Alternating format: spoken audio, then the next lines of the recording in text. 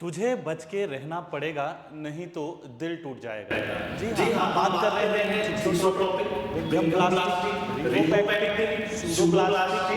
Newtonian और dilatant fluid की। तो कुछ लास्ट एग्जामों में आपने देखा होगा कि न्यूटोनियन और नॉन न्यूटोनियन फ्लूइड के ऊपर काफ़ी क्वेश्चन फ्रेम हो रहे हैं और आईईएस में ये बहुत बार पूछे जाते हैं। इसके ग्राफ से लेके, कंसिस्टेंसी इंडेक्स से लेके, फ्लो इंडेक्स की वैल्यू से लेके, इसके एग्जाम्पल्स से लेके, तो काफ़ी कुछ क्वेश्चन यहाँ पर हमारे फ्रेम हो रहे हैं लास्ट एग्जामिनेशन में। और आईएएस का पैटर्न ही बहुत सारे एई और जेई एग्जाम में फॉलो होता है, आगे क्वेश्चन रिपीट किए जाते हैं। तो आइए देखते हैं इस वीडियो के अंदर कि क्या कुछ है नॉन न्यूटोनियन फ्लूइड के बारे में, किस किस तरीके के क्वेश्चन इस टॉपिक के ऊपर से फ्रेम हो सकते हैं। तो सबसे पहले अगर हम बात करें न्यूटोनियन फ्लूइड की, तो ऐसे फ्लूइड जो न्यूटन्स लॉ ऑफ विस्कोसिटी को फॉलो करते हैं, उन फ्लूइड्स को ही हम बोलते हैं न्यूटोनियन फ्लूइड। जैसे वाटर आपका एक न्यूटोनियन फ्लूइड का ही एग्जांपल हो गया। और इस फ्लूइड की इक्वेशन आपकी रहती है tau is equals to mu into d upon d y, जहां पर टाउ को हम बोलते हैं,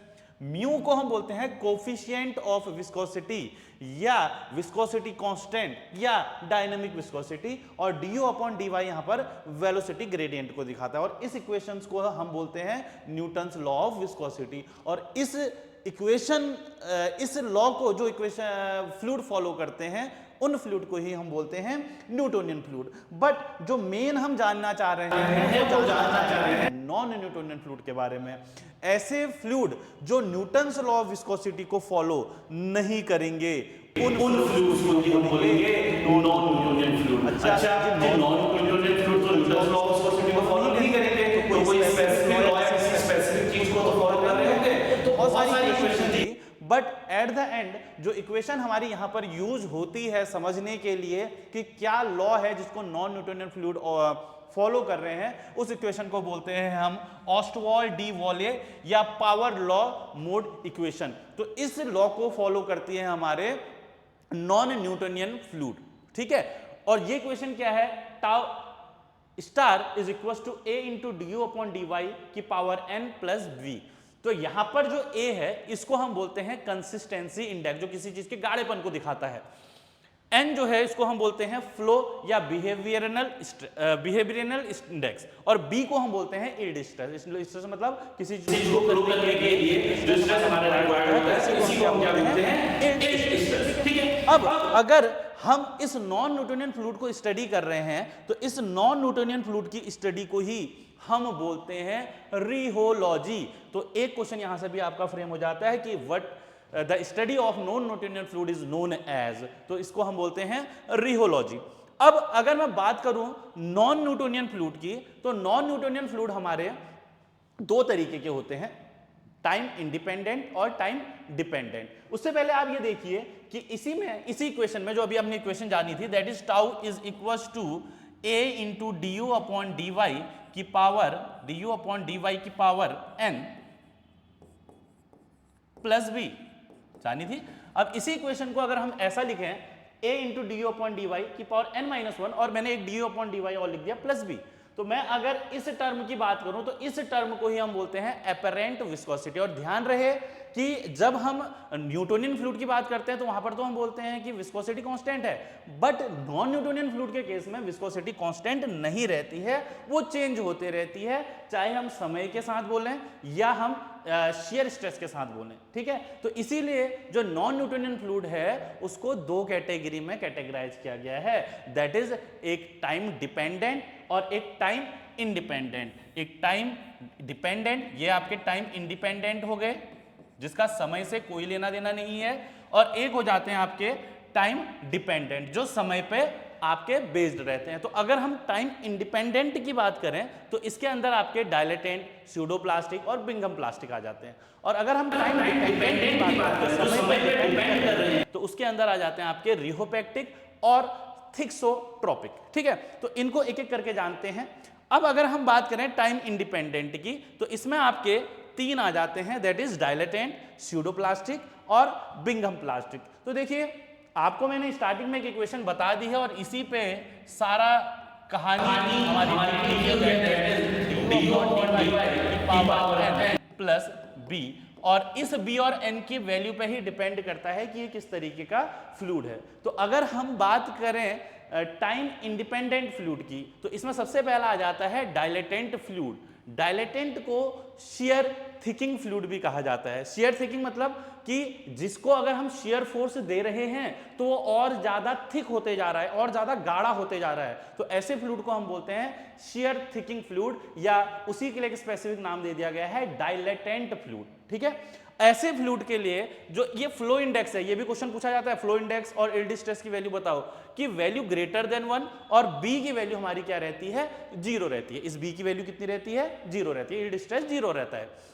और एग्जाम्पल की बात करूं तो शुगर सॉल्यूशन, या आपके घर में कॉर्नफ्लावर होगा, उसको पानी में आप मिलाते ही चलिएगा, तो आप देखना जब आप फोर्स लगा रहे होगे तो और ज्यादा गाढ़ा होते रहेगा, इवन आप हाथ में भी पकड़ोगे तो बहुत ज्यादा टाइट होने लगेगा, पर जैसे ही छोड़ोगे तो वो बिल्कुल लिक्विड होके बिल्कुल और ज्यादा डाइल्यूट होके फ्लो हो जाएगा। तो ऐसे फ्लूइड को हम बोलते हैं डायलेटेंट फ्लूइड, जो शेयर फोर्स देने के साथ, या आपने शुगर सॉल्यूशन देखा होगा, और भी ज्यादा गाढ़े होते जाते हैं, तो उन फ्लूइड को हम बोलते हैं डायलेटेंट फ्लूइड। दूसरे टाइम इंडिपेंडेंट के अंदर आते हैं स्यूडोप्लास्टिक फ्लूइड, जिसको हम शेयर थिनिंग फ्लूइड भी कहते हैं, जिसको अगर हम शेयर फोर्स दें तो और ज्यादा पतले होते जाते हैं। जैसे आपने पेंट लगाया, पेंट में आप क्या कर रहे हैं, शेयर फोर्स दे रहे हैं, तो और ज्यादा पतला होकर और ज्यादा फैलते जा रहा है।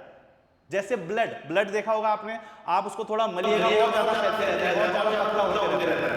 जैसे लिपस्टिक है ना, जब लेडीज वगैरह लगाती हैं तो आपने देखा होगा तो फैलते जाती है। तो ऐसे फ्लूइड को हम बोलते हैं स्यूडोप्लास्टिक या शेयर थिनिंग फ्लूइड। ठीक है, और एक आते हैं आपके Bingham plastic. Bingham plastic fluid क्या होते हैं, जिसको अगर आपको फ्लो कराना है तो इनिशियल लेवल पे कुछ स्ट्रेस आपको वहां पर प्रोवाइड करानी है। तो ऐसे फ्लूइड होते हैं बिंघम प्लास्टिक, या इन्हीं फ्लूइड को आइडियल प्लास्टिक फ्लूइड भी बोला जाता है। ध्यान रखिएगा, आइडियल प्लास्टिक फ्लूइड बोला जाता है बिंघम प्लास्टिक फ्लूइड। ऐसे फ्लूइड के लिए इस N की वैल्यू 1 और B is not equal to 0 होता है, क्योंकि यील्ड स्ट्रेस रिक्वायर होता है। एग्जाम्पल आपका टूथपेस्ट हो गया, ड्रिलिंग मड हो गया, या सीवेज स्लज हो गया, या आजकल आप मेयोनीज वगैरह खाते हो, तो वो सारे एग्जाम्पल हैं आपके किसके अंदर, बिंघम प्लास्टिक के अंदर। अब अगर मैं ग्राफ की बात करूं तो देखिए यहां पर अगर मैं पहले फ्लूइड की बात करूं, किसकी, डायलेटेंट फ्लूइड की, तो N और B पे ही ये ग्राफ डिपेंड कर रहा है, और क्वेश्चन में आपको एक ग्राफ बना के दे देगा ये कौन सा फ्लूइड है बताओ बोल देगा। अब देखिए यहां पर जो शेयर स्ट्रेस है 0 है, या यील्ड स्ट्रेस की वैल्यू क्या है, 0 है। इस इक्वेशन को देखें तो इसकी वैल्यू 0 है, तो इसीलिए यहां से स्टार्ट किया है। ठीक, अब देखिए पहले फ्लूइड में डायलेटेंट की बात करो तो N की वैल्यू ग्रेटर देन 1 है, तो अगर N की वैल्यू ग्रेटर देन 1 है, देखिए आप इसको यहां लाएंगे, ये तो आपको पता चलेगा कि उसकी विस्कोसिटी क्या हो रही है, N की वैल्यू अगर ग्रेटर देन 1 है तो कम होते जा रही है। तो इसीलिए इसका जो ग्राफ है क्या होगा, इस तरीके से आएगा। अगर N की वैल्यू ग्रेटर देन 1 होती है तो ग्राफ क्या होता है, इस तरीके से, और अगर N की वैल्यू लेस देन 1 होती है तो ग्राफ इस तरीके से आएगा। आपको और N की वैल्यू अगर इस इक्वेशन में 1 रख दीजिए तो आपकी लाइन स्टेट आएगी, जो आपकी न्यूटन्स लॉ ऑफ विस्कोसिटी की ही इक्वेशन है। ठीक है, तो यहां पर आपको ये दिख पा रहा होगा, जो ये वाला डायग्राम है, N इज ग्रेटर देन 1, ये डायलेटेंट के लिए है। किसके लिए है, डायलेटेंट, क्योंकि यहां पर आपकी क्या हो रही है, N की वैल्यू क्या है, ग्रेटर देन 1 है। तो इस तरीके के मैथमेटिकल भी आपका जब सॉल्व करते हैं तो वहां पर भी आपको देखने के लिए मिलता है।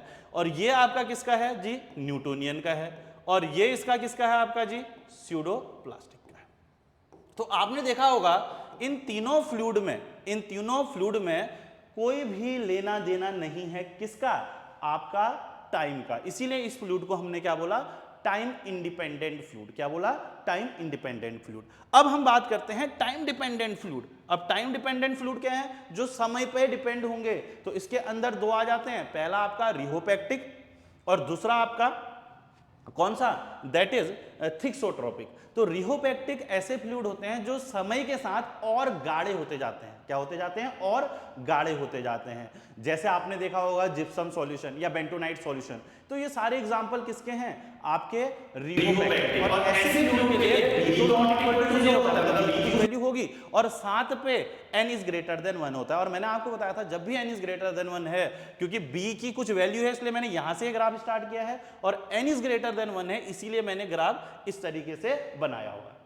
दूसरा इसी के अंदर आ जाते हैं थिक्सोट्रोपिक, ऐसे फ्लूइड जिसकी विस्कोसिटी समय के साथ कम होते जाती है, जैसे प्रिंटर जैसे प्रिंटर, इनेमर्स, ये सारे एग्जांपल हैं सूडोप्लास्ट और इन फ्लूइड्स के लिए n की value that is flow index की वैल्यू लेस देन 1 और इंडेक्स की वैल्यू नॉट इक्वल टू 0 और n की वैल्यू अगर लेस देन 1 है तो इसीलिए ग्राफ कहां से बना है, यहां से बना है। तो ये सारा कुछ पूछा जाता है किसके बारे में, आपका नॉन न्यूटोनियन फ्लूइड के बारे में।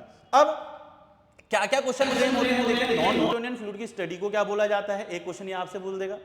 उसके बाद आपको ग्राफ दे देगा कि जैसे आपको इस तरीके का एक ग्राफ दे देगा, इनका नाम दे देगा ए बी सी, बोलो जो सी वाला है वो कौन सा फ्लूइड है, इस तरीके से क्वेश्चन आ जाता है। और दूसरा फ्लो इंडेक्स और यील्ड स्ट्रेस की वैल्यू के ऊपर पूछा जा सकता है। एग्जाम्पल आपके पूछे जा सकते हैं कौन से फ्लूइड का एग्जाम्पल है। तो ये सारे क्वेश्चन ऑलरेडी डिस्कस हो चुके हैं। अब अगर ये ग्राफ आपको ध्यान आ गया तो आप सारी की सारी चीजें आसानी से कवर करते हुए चल सकते हैं। तो ये ग्राफ बना हुआ है, पहले से भी हम बना रहे हैं, वो छोटे छोटे, अब मैंने पूरा कंबाइन कर दिया है। तो दैट इज किस किस के बीच में, दैट इज शियर स्ट्रेस और वेलोसिटी ग्रेडियंट के बीच में हम एक ग्राफ बना रहे हैं। ठीक, अब देखिए सबसे पहले अगर मैं बात करूं आइडियल फ्लूइड, तो आपने देखा ऐसे फ्लूइड जिसकी विस्कोसिटी 0 होती है। विस्कोसिटी 0 होगी तो शियर स्ट्रेस भी 0 होगा, तो शियर स्ट्रेस भी 0 होगा, तो जो ये लाइन बन रही है ये बिल्कुल आइडियल फ्लूइड की बन रही होगी। वहीं अगर मैं आइडियल सॉलिड की बात करूं तो आइडियल सॉलिड में डिफॉर्मेशन रेट ऑफ चेंज दिखाया जाएगा, क्योंकि सॉलिड की अगर हम बात करें तो जो डिफॉर्मेशन होगा हो जाएगा एक बार, रेट ऑफ चेंज क्या होगा, 0 होगा। इसीलिए जो ये वाई एक्सिस में ग्राफ बनता है किसके लिए बनता है, आइडियल सॉलिड के लिए। ये चीजें भी पूछी जाती। अब मैंने आपको जो स्टार्टिंग में ट्रिक बात आई थी, अगर आपको देखा जाए तो एक ऊपर आपको फ्लावर सा दिख रहा है, एक नीचे फ्लावर सा, एक ऊपर एक नीचे इस तरीके से है, एक ऊपर इस तरीके से है। तो बस पैटर्न आप याद रख लो और बाकी चीजें आपको पता है। तो ऊपर मैंने अगर बात करी तो देखिए तुझे मतलब थिक्सोट्रॉपिक, बिंगम मतलब बचके मतलब बिंगम प्लास्टिक, मतलब बड़ेगा मतलब स्यूडोप्लास्टिक, नहीं तो मतलब न्यूटोनियन, डायलेटेंट का मतलब दिल टूट जाएगा। समझ रहे हैं? तो इस तरीके से आप इस पैटर्न को अगर ध्यान रखेंगे तो आपको पता चल जाएगा कि देखिए अगर स्ट्रेट लाइन है ऑब्वियसली n की वैल्यू क्या रहेगी, 1, n की वैल्यू क्या रहेगी, 1, सीधा आप ध्यान रख सकते हैं। अगर ऊपर को ग्राफ जा रहा है n की वैल्यू ग्रेटर देन 1, n की value greater than 1।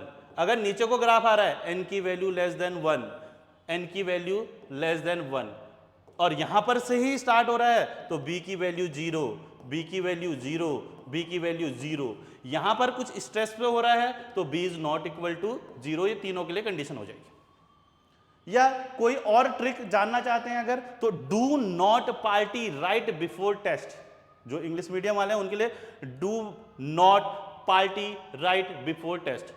Dilatant, Newtonian, pseudoplastic, rheopectic, Bingham plastic और थिक्सोट्रॉपिक। तो होप आपके नॉन न्यूटोनियन फ्लूइड के ऊपर जितना भी क्वेश्चन फ्रेम होता है, जो कॉन्सेप्ट है वो कम से कम टाइम में हमने कवर करने की कोशिश की है। और होप आपका जो डाउट होगा नॉन न्यूटोनियन फ्लूइड के ऊपर वो क्लियर हो पाएगा। और अगर इस तरीके की वीडियो आपको पसंद आती है तो जरूर कमेंट करिए और चैनल को सब्सक्राइब जरूर करिए और लिंक के थ्रू हमारे टेलीग्राम चैनल से भी जुड़ जाइए।